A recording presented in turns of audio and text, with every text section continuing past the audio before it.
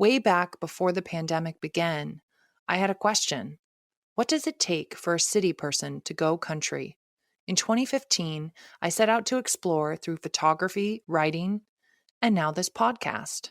In February, I recorded most of the interviews for the first season. I had planned to launch in April of 2020, the 5-year anniversary of the project. But then everything turned upside down, and it just didn't feel like the right time to launch because so much had changed overnight. As the initial shock of the pandemic wore off, it became clear that many people with the means to do so were leaving cities in droves. Recent data has shown that nearly 16 million people have relocated in the US this year, making the concept of an urban exodus even more relevant. So while some of the interviews in this season were conducted before the pandemic, the topics they discuss, the questions they raise, and the answers they provide are more urgent than ever. I'm Melissa Hessler. Welcome to the Urban Exodus.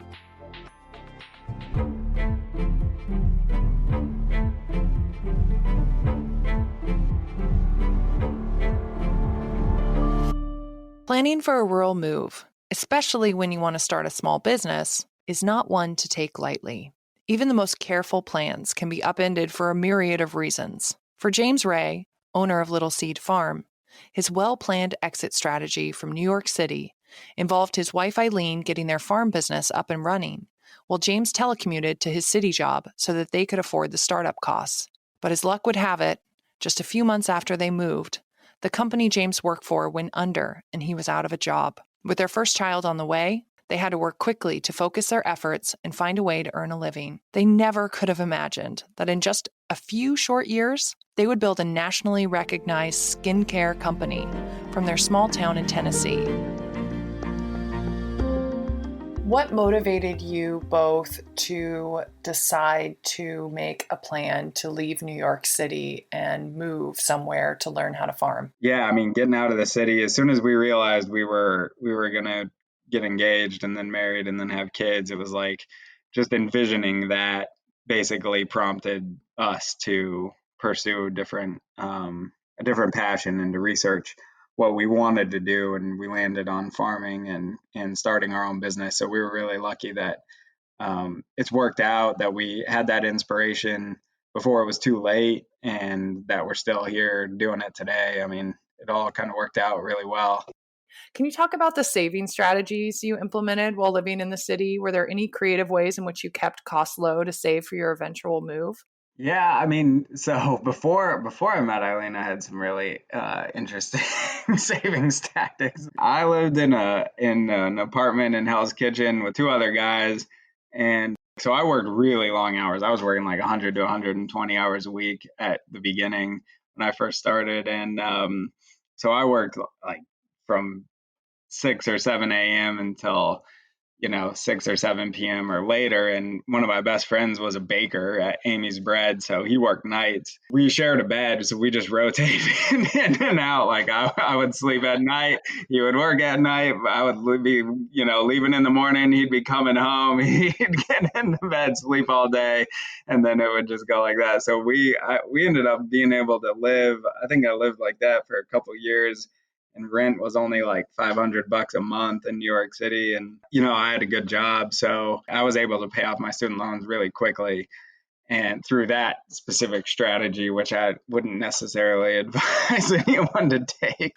I think I've been in the city for about 7 years, and Eileen had been in the city for about 6 years before we made the shift. And we had what we had at the time to make the change. And I think more than anything, more than having enough money to make the shift, which, I mean, I think it's debatable whether we did or we didn't. We're certainly on the cusp of it, but we didn't have, like $1 million or anything. We had a small nest egg saved, and we didn't have an income. I tried to plan it to where we could survive for 3 years not making money. And I figured within 3 years, we'd kind of know if we were able to do it or not.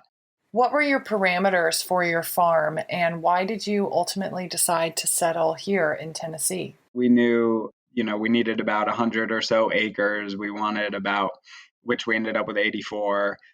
We wanted between 30 and 50 acres of grazable land, and we ended up with 35. So a little bit smaller than kind of what we were looking for, but certainly enough. And then we wanted a home that we could, live in without having to invest too much money into it. And then visiting Nashville, it was just really apparent that Nashville was the next kind of city, and it was growing. We've met so many other entrepreneurs and made so many good relationships with other small businesses and people pursuing their dreams that, even though we're pretty much alone out here on the farm all the time and we don't make it into the city a ton, when we do, it's a blast. And we have so many amazing customers in the Nashville area that really are the reason why we were able to grow. So you left New York City and you brought your remote job with you, but then your company went under. What was that like to kind of find your way and figure out how to make a living in the country on a much more expedited schedule than you had originally planned for? There was a lot of pressure at that time. I mean, we had moved out here with Eileen having quit her job, and she was going to focus solely on farming and learning the ropes. And yeah, we were left without an income, and we had this farm and we didn't know what we were doing. So it really was kind of like the rubber meeting the road at that time. I really loved being on the farm, and I really wanted to make it work out here. And I figured, you know what, we've got this chance. Like I said, we had enough savings to last a couple years if it didn't work out. So, why not just give it a try? Did you start in the farmers market circuit? Is that how you tested your product initially? We were a vendor when a lot of the local farmers markets were just starting. So at the time, there's really only one farmers market at the time that was kind of big enough to support a large group of vendors in Nashville. And then within a year or two, I mean, there must have been 10 farmers markets. So you could really kind of pick and choose. And we found a few that worked well for us that were within commutable distance. And so we did those on a weekly basis. I think we did one like Thursday night, Friday night, and Saturday. Which is a lot. And if you have kids, it's virtually impossible, which is why we don't do it now. For anybody out there listening that doesn't participate in farmers markets but shops at them, say thank you to those people, because it is hard going to a farmer's market and providing food and stuff like that every week. I mean, after having done that for a few years, I have so much respect for the farmers that do that and go in there and purchasing their products. I mean, more than happy to give them my money because it is a lot of time and effort on their behalf to grow that food and bring it to you so you can have high quality local produce.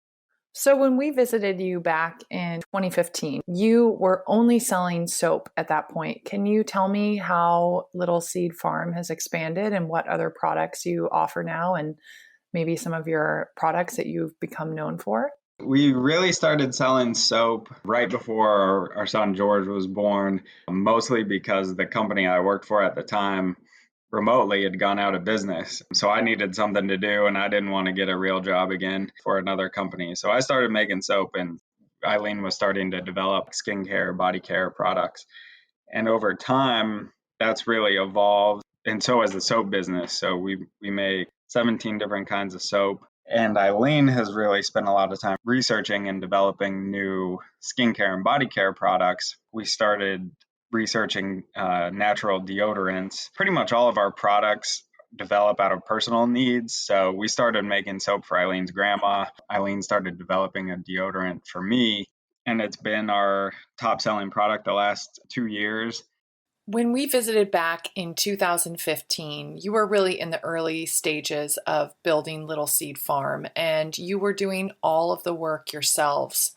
Tell us a little bit about how your business has grown and your intentions for growth to free up time maybe to spend with your family. Before George, we didn't really have a whole lot of an intention of really growing much.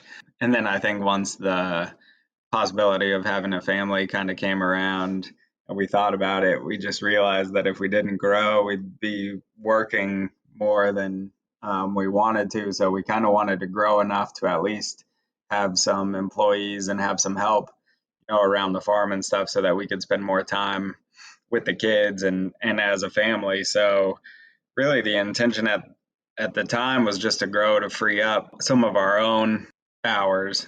It's just kind of chugged along, It's been fun. What do your days look like now for the two of you, and how do you divide your time? Days vary depending on kind of on what's going on. I mean, I still pretty much work a little bit, at least 7 days a week. I do the farm work on Sundays so that the rest of our team can have Sundays off and we can have kind of a family day on the farm. Seasonally, obviously, the farm work varies. There's a lot more of our time and involvement around the kidding season when all the goats are having their babies. There's still the seasonal degree of it, but we do work less now on the farm than originally. For the first 3 or 4 years, we were the only people doing any of the work, and it was very, very long hours, long work weeks. It was tough.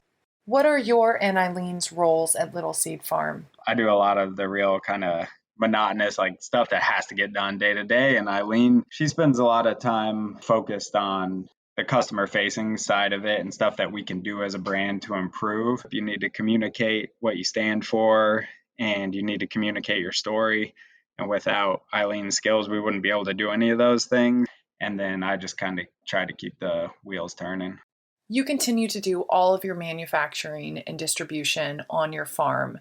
Can you talk a little bit about your choice of deciding to do that instead of outsourcing to a larger manufacturer or distribution center? We've always wanted to be responsible for the supply chain from start to finish so that we can be, one, aware of everything exactly that's going into the products, and then also be able to communicate with our customers and know for a fact that what we're saying is in our products is actually in our products.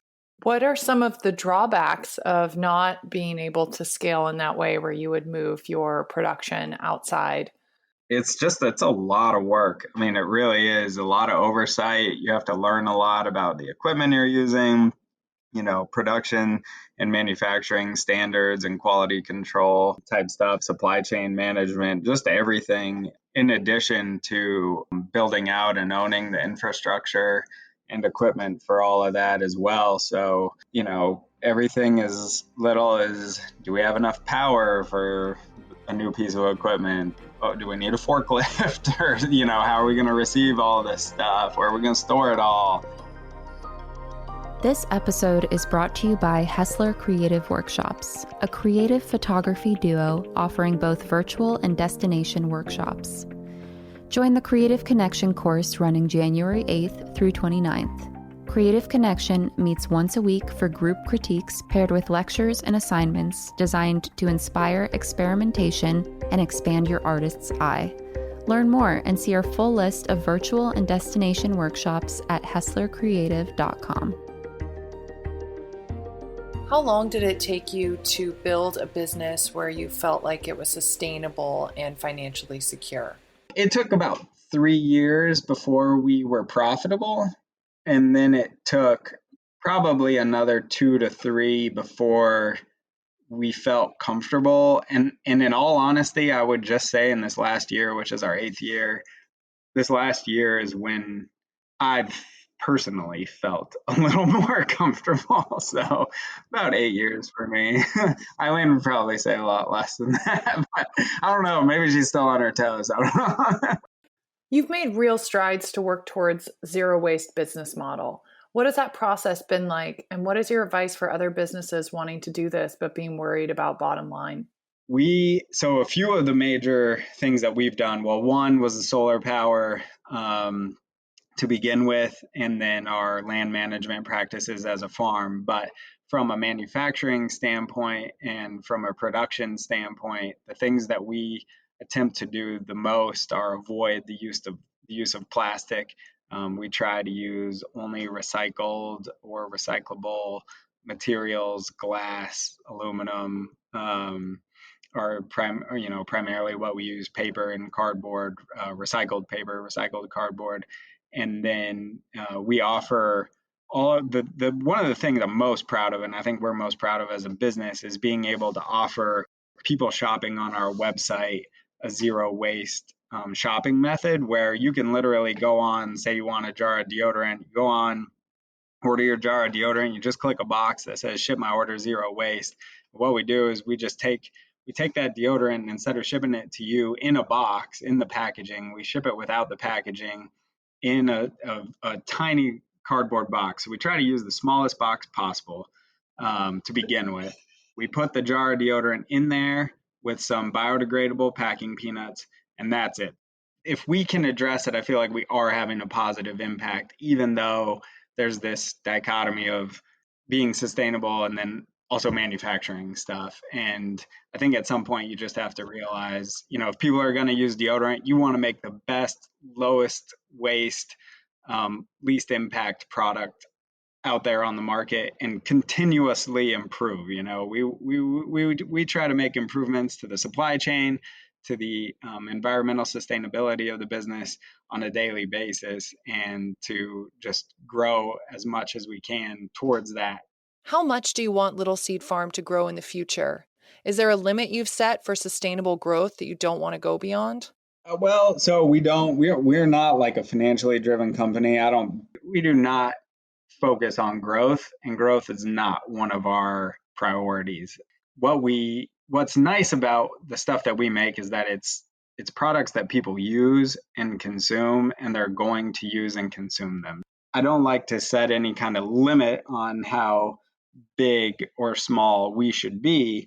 I think we should let that be driven by the consumer and the users of our product and the word of mouth and people driving that growth, and finding ways to grow without having a detrimental impact is important. So far we've been able to do that. We're still super, super tiny in the grand scheme of things. So we just kind of take it day to day, and as needs arise, we just make sure we can address them appropriately and in a way that's consistent with our vision as a company. And if we can keep doing that, then I don't think there's any limit to set on the size of the business necessarily. What legacy do you want to leave behind for your kids and for future generations? Build Little Seed Farm consistent with our original vision, and then have that be something that if the kids, George and Cecilia, are interested in, letting them be as involved in it as they want to be, or not, and so I think we really just want to have, in terms of the future, just a business that stays true to the values that it was originally founded on, and provides an opportunity for whether it's George or Cecilia or whoever ends up taking over the business in the future, to continue operating it. Does success mean anything different to you now that you're away from the city and you've built this business? I think once you're responsible for a company and you're responsible for the other people involved, and everything from the companies that are making the stuff that you use, the boxes that you package your products in, the packing peanuts, the entire supply chain, and then your team that helps execute everything, and then your customers that really depend on you for products that they believe in, and that whole just ecosystem of things it has so much more of an importance in your life than your job did before. I know that Tennessee has been battling a lot of heavy rains over the past couple of years. Have you noticed any other changes in the climate since moving there? Yeah, the last few years has been just an insane amount of rain. But yeah, it's a climate pattern that's made life difficult for sure. But yeah, I think you see that happening all over the world, and whether it's the hottest year on record, like every year, back to back to back, or just like weird stuff happening, all the time, 100-year floods every like other year and stuff like that. It's a lot going on. So we're out here in it every day, no matter what's happening, dealing with the flooding, dealing with the heat, the cold, tornadoes, whatever the case may be. As farmers, we try to do as much as we can from a sustainability standpoint. We try to take care of the soil farm it in a way that when it does rain a lot, it can absorb it and move it in a way that is consistent with maintaining the integrity of the soil, using perennial grasses and things that have root structures that prevent erosion, and just rebuilding our topsoil, maintaining sustainable practices, and doing what we can from a climate standpoint. We contribute also to various climate friendly charities that do things on a larger scale, and then we try to do what we can here, and otherwise just try to be prepared for it and take it day to day and learn how to live with the reality that we're in. This season of the Urban Exodus podcast is brought to you by Jake.art. Bring the beauty of the outdoors in. Search their collection of affordable, high-quality fine art prints by color or theme to find just the right work for your home or office. Whether you need a visual escape into the beauty of the natural world while stuck indoors, or want to send a thoughtful gift over the holidays, Jake.art, that's JAKE.ART, has you covered.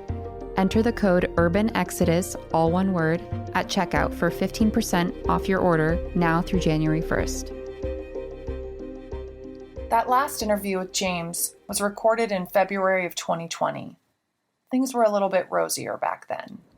I caught back up with him a few weeks ago to see how they were doing and how their business was weathering this very difficult time.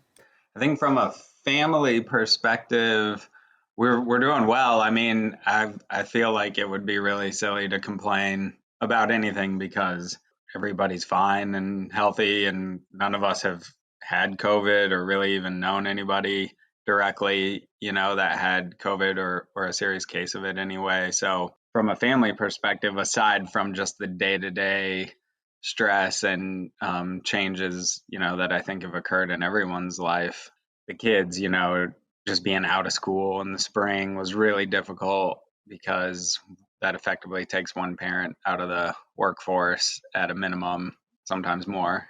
And just the fluctuation, the lack of a routine, the lack of any kind of stability from a, childcare / school standpoint is difficult for parents. So, we've been dealing with that just like every other parent, but we've kind of sailed through it okay. And I don't know if that's because of our rural location or what, but I'm just kind of hoping we make it through this winter and that 2021 ends up being a bit better than 2020 was.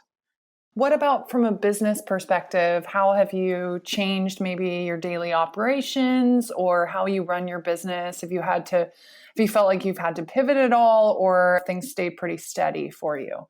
The period between February and like the end of July, I felt like was the equivalent of like 3 years approximately worth of like just stress and difficulty and management, testing of management skills and business acumen and stuff. So we implemented, I mean, we're relatively early, I think for like Tennessee, like we had implemented masks and sanitizing stations and stuff before the state, even like really went on lockdown.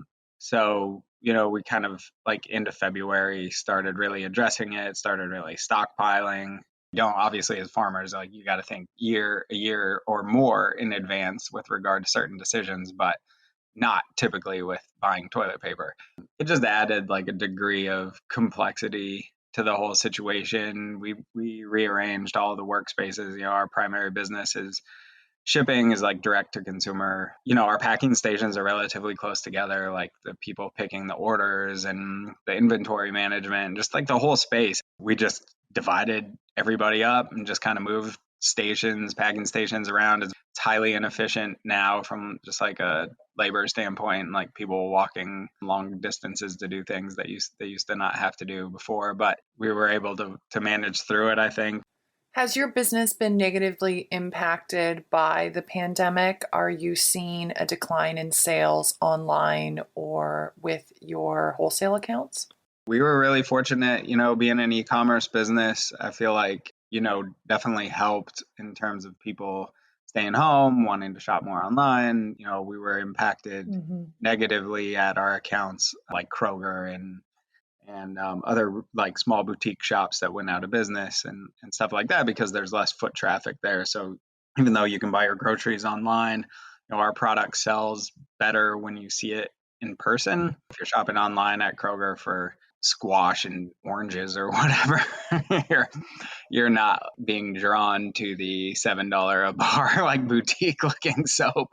So that side of the business, hasn't performed that well, but the rest of it has and has grown. You've had to navigate around a lot of issues this year. Do you see any silver linings to this kind of fire drill that you've gone through as a business? Yeah, I mean that's actually one of the few highlights of the year, I think, is just having gone through that as a business owner. Really like teaches you a lot and about what's possible, and that like change isn't always necessarily a bad thing. You just have to work through it at the time and not let it hold you back. So that's definitely one thing that I look back on 2020 and I'm like, okay, that was actually good. It was scary at first, but it was actually a really good thing and makes me more confident in our business, going forward. A question that I've been fielding a lot has been from people who are moving from progressive areas to places that are less progressive, and what that feels like to be kind of an outlier in a red space if you come from a place where most people vote and think the same way that you do. How have you navigated this in Tennessee and made inroads to connect with people who maybe don't think the same way that you do from a political standpoint? For the most part, like face to face, no one has any issue with it, and you can have a nice conversation even if you have differing opinions. So I wouldn't say like, necessarily to our face or anything have we ever felt like outsiders or whatever, and I've never felt, shy about having a different opinion. But we've been pretty vocal about where we stand on certain fronts and the things we've done as a business to just kind of like address systemic racism and making that a priority amongst our other, charitable investments. We had an unreal amount of blowback for that and our particular stance and email and post about that. Yeah. So that was interesting. Wow. We had a lot of positive feedback, but when you take a stance like that that's not supported by the people around you, then you do feel like, okay, I just isolated myself a little bit. And we received hundreds of emails from people that were furious. Wow. And I personally sat down and responded to every single one, no matter what they were saying, no matter how evil, the words that they used were. And I just told them, I honestly told Eileen, I was like really cathartic. And it was like one time where I felt like I could just be myself from a customer service standpoint. Like a lot of times you're really towing the line and you want to do what's right for the customer and you want to make sure that they know that you're doing what's right for them. And we take a lot of pride in our customer service and treating people well. But I was able to voice some thoughts pretty directly to some folks that said some really, damaging things. And that felt good. Just letting them know like, hey, this is our space. This is where our business stands. And you don't come into here, into our business's email inbox and say stuff like that, because I'm not going to stand for it. Hopefully enlighten some people. And in all honesty, I do think that those efforts helped change a few people's minds. Like by the end of the conversations, there were people that were like, oh, okay, I see it. I see what you're saying. I understand it. And that's fine. And other people just didn't want to see it no matter how much you tried to explain it, What is your advice for other business owners? I think that it's been kind of a hard time to navigate as a business owner where you don't want to isolate yourself from potential customers, but also you feel a real responsibility to speak out. We're by no means the most vocal about all of the things that we believe in our personal lives. I think certain things just kind of trigger a natural desire to respond. I think at the end of the day, you as a business owner, you just have to decide when you're going to step out and say something and when you're not. And at that point in time, I feel like I feel like everybody needed to come together for something bigger and show their support and their love and just know that, they were out there on the right side of things and let, everyone else know that like it's not going to be tolerated and that the anti-racist kind of sentiment is in the majority and that talking about those issues and addressing them is something that needs to be done and done publicly and done with the support of everyone from every community. Almost all businesses, for the most part, did take a stance and come out and say something. So everyone did view it as important enough to come out and join forces. Now, I don't know how much of that from certain businesses was just lip service versus actually doing something. But I think in general, people have taken it seriously and I hope they continue to.